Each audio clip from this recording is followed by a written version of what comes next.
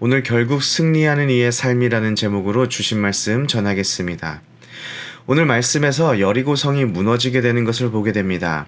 우리가 계속 살펴보고 있는데 여리고성을 무너뜨리는 방법은 우리의 상식에서 많이 벗어나 있습니다. 6일 동안 여리고성을 한 번씩 돌고 7일째에 7번 돌고 성을 향해서 소리를 지릅니다. 그러자 오늘 말씀 20절처럼 백성이 외치고 제사장들이 나팔을 불었습니다. 백성이 나팔 소리를 듣고 크게 소리질러 외치니 성벽이 무너져 내리게 됩니다.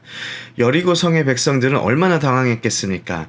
맨날 성 밖에서 이렇게 뺑뺑 돌다 가던 이스라엘 백성들이 7번째 날에 와서 7번이나 하루 종일 뺑뺑 돌다가 소리를 지르니까 성벽이 무너졌습니다.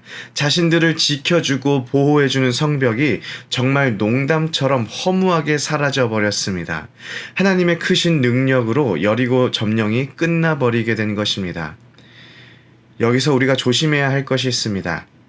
제가 예전에 어떤 분의 간증을 들었던 적이 있습니다. 그분은 미국에서 유학을 하셨던 분인데 자신의 실력과 상황으로 절대로 갈 수 없는 대학교를 입학하게 된 간증 이야기를 들려주셨습니다. 가고 싶은 학교가 있었는데 경제적인 상황과 자신의 능력으로는 그 학교를 지원하기가 불가능했다고 합니다. 그래서 그분이 생각해낸 것은 여호수아서에서 이스라엘 백성들이 여리고성을 정복했던 것과 같이 그 학교를 매일 돌기 시작했다고 합니다. 이스라엘 백성들처럼 아무런 말도 하지 않고 그 학교를 매일 한 바퀴씩 돌았다고 합니다. 마침 그 학교 총장님이 매일 학교를 도는 그분을 보고 이상하게 생각해서 그분과 이야기를 나눈 후에 그분을 학교에 입학시켜 주었다고 합니다. 여러분, 이 이야기가 은혜가 되십니까? 저는 그렇지가 않습니다.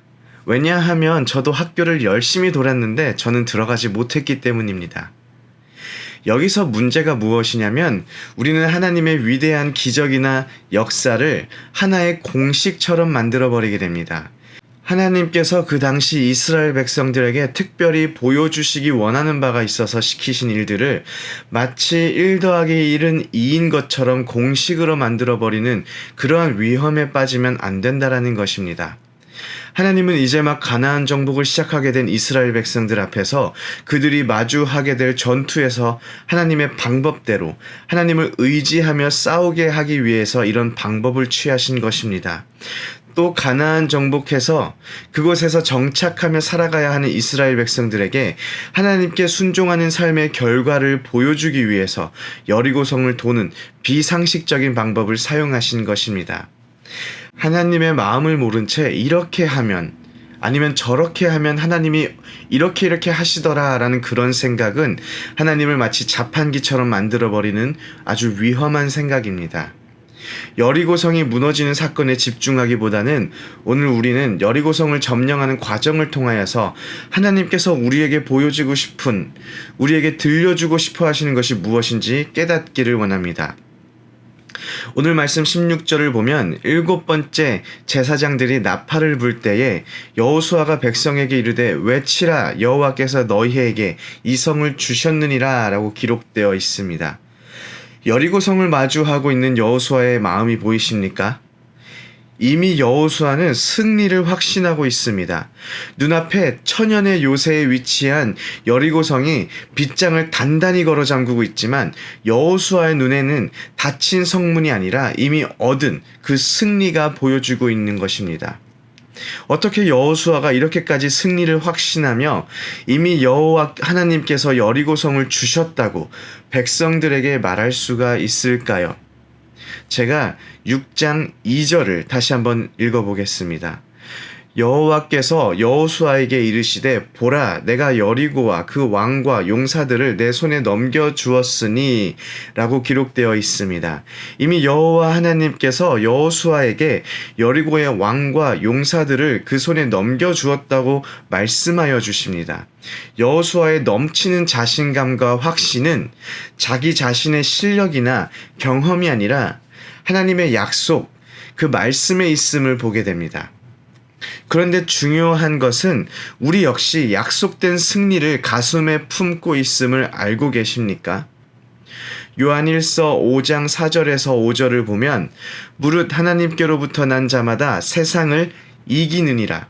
세상을 이기는 승리는 이것이니 우리의 믿음이니라.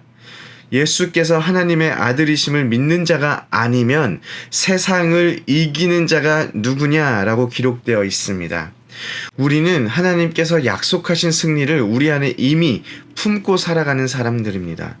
지금 당장 우리의 삶이 초라해 보이고 지금 당장 할 수 있는 것이 없어 보인다고 하더라도 우리는 하나님의 약속의 말씀을 잡고 하나님을 의지하며 순종함으로 우리의 삶을 살아내야 합니다. 오늘 이어지는 말씀을 보면 하나님께서는 기생 라합과 그 집에 동거하는 자를 제외하고 모두 진멸하라라는 명령을 내리십니다. 헤렘이라고 불리는 이 명령은 살아있는 것은 가축을 포함하여 모두 죽이는 철저한 진멸을 뜻합니다. 사실 우리가 이해하기 너무 힘든 개념이 바로 헤렘입니다. 사랑이신 하나님이 어떻게 남녀노소 모든 가축을 다 멸하라고 명령할 수 있겠습니까? 그리고 노인과 여자, 어린아이들의 목숨을 빼앗아 놓고 어떻게 하나님 앞에서 영광 돌리며 찬양을 할 수가 있겠습니까? 참으로 이해하기 쉽지 않은 장면이고 또 명령입니다.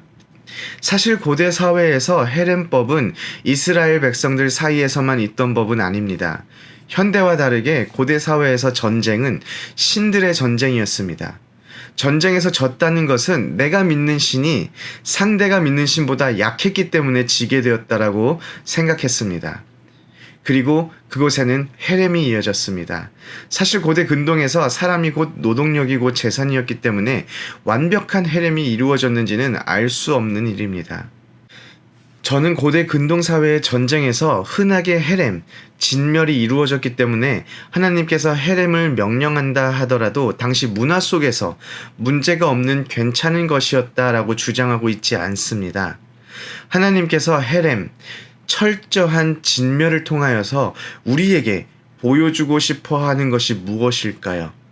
저는 하나님께서 우리의 삶이 구별되어야 한다는 것을 헤렘을 통해서 보여준다고 믿습니다.